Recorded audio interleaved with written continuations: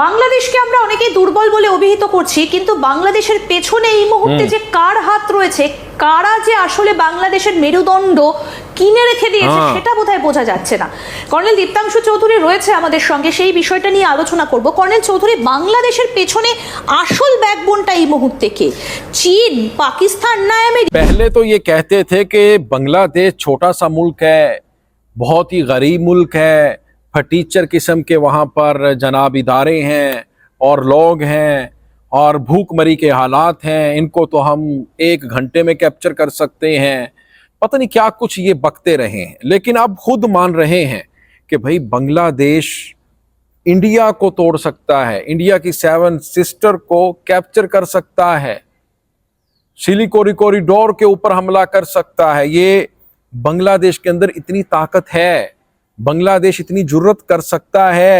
फिर इंटरनेशनली वो कह रहे हैं कि आजकल पता ही नहीं चल रहा कौन किसके साथ है, लेकिन अमेरिका तो बांग्लादेश के साथ है, फिर पाकिस्तान बांग्लादेश के साथ है, फिर इस एरिया की बड़ी पार चाइना भी बांग्लादेश के पक्ष में है। तो यानी अगर देखा जाए, ये मैं नहीं कह रहा भाई, ये खुद इंडियन एक्सपर्ट्स कह रहे हैं। अस्सलाम वालेकुम दोस्तों, मैं हूं एहसान खान और आप देख रहे हैं यूट्यूब चैनल एहसान रिएक्शन विद एहसान। मैं उम्मीद करता हूं आप जहां भी होंगे एंजॉय करते होंगे, मजे में होंगे और फिटफाट होंगे। दोस्तों, आपको बताएं कि इंडियन जो दिफाई तज्जियाकार हैं, डिफेंस के एक्सपर्ट्स हैं, वो अब खुद तस्लीम कर रहे हैं कि बांग्लादेश हिंदुस्तान को तोड़ सकता है, उसके अंदर इतनी कैपेसिटी है। लेकिन पहले कुछ अंतभक्त थे, जो मोदी भक्त थे, वो ये समझते थे कि बांग्लादेश एक टीचर मुल्क है, एक भूखमरी के वहाँ पर हालात हैं, यानी वहाँ पर जो गुर्बत है वो बहुत ज़्यादा है। इतनी हिम्मत इनमें कहाँ, इनकी आर्मी भी इतनी स्ट्रॉन्ग नहीं है, ये यानी इंडिया जैसी एक बड़ी इकॉनमी, बड़ी इनके पास फौज है, इनको कैसे शिकस्त दे सकते हैं, इनको कैसे तोड़ सकते हैं 7 सिस्टर, वेस्ट बंगाल और ये चिकन नेक वाला जो एरिया है। लेकिन अब इंडियन एक खुद जो एनालिस्ट है वो टीवी के ऊपर बैठकर, आज तक बंगला की ये वीडियो है दोस्तों, वो हम देखेंगे, मेरे पास ये वीडियो क्लिप भी है, वो खुद एक्सेप्ट कर रहा है कि हाँ, बांग्लादेश के पास इतनी कैपेसिटी है कि वो ये सब कुछ कर सकता है। यानी वो ग्रेटर बांग्लादेश भी बना सकता है, वो चिकन नेक के ऊपर भी कब्जा कर सकता है, वो 7 सिस्टर को भी, नॉर्थ ईस्टर्न स्टेट्स हैं, उसको भी तोड़ने की अहलियत रखता है, मतलब उसके पास इतनी कैपेसिटी है। फिर वो कह रहे हैं कि अगर देखा जाए सिनेरियो जो है इंटरनेशनली वो तब्दील हो चुका है। अब अमेरिका दुनिया की जो सुपर पावर है वो बांग्लादेश के पक्ष में है, बांग्लादेश का अलाई है इस वक्त, उसके साथ वो शराकतदार है और दोस्ती का दावेदार है नरेंद्र मोदी के, हमारा वो फ्रेंड है। लेकिन जो इस वक्त उसकी जो कुर्बत है, बहुत ही क्लोज है, वो मोहम्मद यूनुस के है, बांग्लादेश के है। फिर इसी तरह चाइना है। वो कह रहे हैं कि बहुत कम केसेस में देखा जाता है, कोई एक केस दुनिया में अगर नजर दौड़ाए ना देखें तो चाइना और अमेरिका किसी एक मुल्क के साथ जुड़ते हैं, वो बांग्लादेश है। यानी चाइना भी बांग्लादेश के हक में है और अमेरिका भी बांग्लादेश के हक में है, फिर पाकिस्तान भी बांग्लादेश के हक में है। यानी ये इंडिया के लिए बड़ा मुश्किल वक्त चल रहा है, वो ये कह रहे हैं। और ये बांग्लादेश सब कुछ कर सकता है, वो अब मान रहे हैं। भाई आपके जो वेस्ट बंगाल है ना, वहां पर तो बांग्ला भाषा को लेकर एक बड़ी मूवमेंट का आगाज हो चुका है। वो खुद कह रहे हैं कि भाई हमें अगर आपने अलग करना है तो ठीक है, हमें बांग्लादेश के साथ मिला दो। वो कह रहे हैं ऐसे नहीं जाएंगे, हम अपनी मिट्टी, अपनी जमीन, सब कुछ ये लेकर जाएंगे भाई। तो आइए दोस्तों, ये वीडियो देखेंगे, फिर हम इसके ऊपर बात करेंगे। जुड़े रहिएगा, आखिर तक इस वीडियो को जरूर देखिएगा।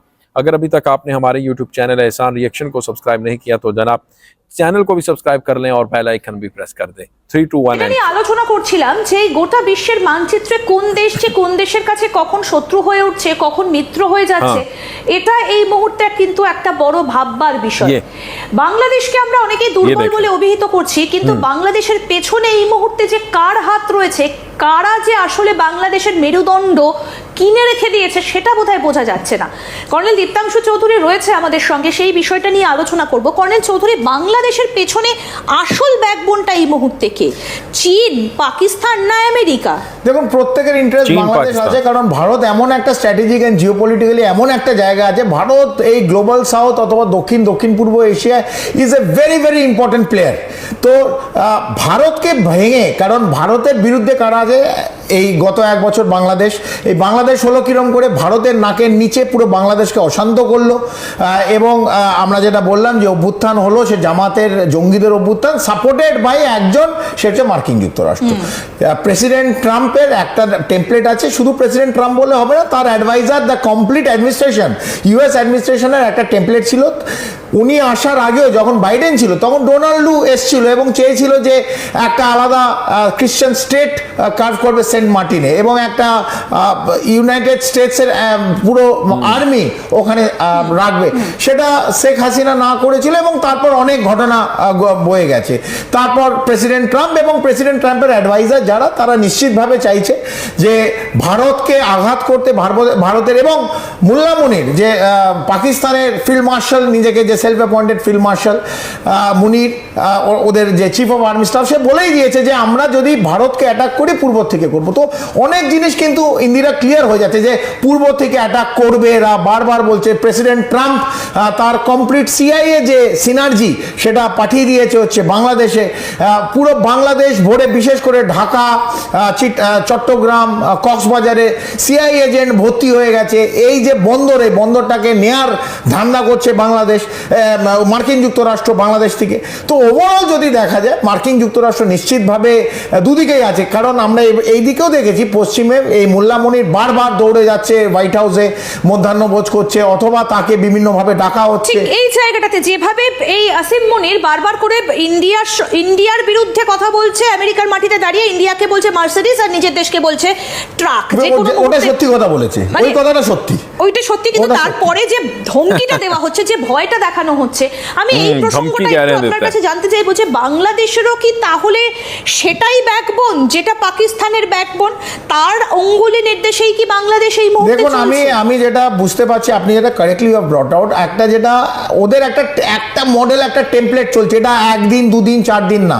तो दोस्तों, आपने ये वीडियो देखी है वेस्ट बंगाल मीडिया की, किस तरह से वो जनाब अब तस्लीम कर रहे हैं कि बांग्लादेश के पास इतनी ताकत है, वो ये सब कुछ करने की हिम्मत रखता है। लेकिन बहुत ही इंटरेस्टिंग डेवलपमेंट रिसेंटली ये हो चुकी है कि पाकिस्तान के जो वज़ीर ख़ारजा हैं, डिप्टी प्राइम मिनिस्टर इसाक डार, वो बांग्लादेश के विज़िट पर गए और उन्होंने जाकर वहाँ पर जो मुलाकातें की, और फिर प्रोफेसर मोहम्मद यूनुस के साथ एक बड़ी जो मीटिंग हुई, और उसके बाद बेगम खालिदा ज़िया के साथ एक बड़ी मीटिंग हुई। यानी ये जो मुलाकातें हैं, इससे ये पता चलता है कि बांग्लादेश और जो पाकिस्तान है ये बहुत क्लोज हो चुके हैं। जो एक वक्त था कि इंडिया इनको दुश्मन डिक्लेयर करता था, लेकिन बांग्लादेश की जो आवाम है ना, जनता है वहाँ की, वो फिर भी पाकिस्तान को अपना भाई यानी दोस्त समझते हैं, क्योंकि मुसलमानों का एक रिश्ता है।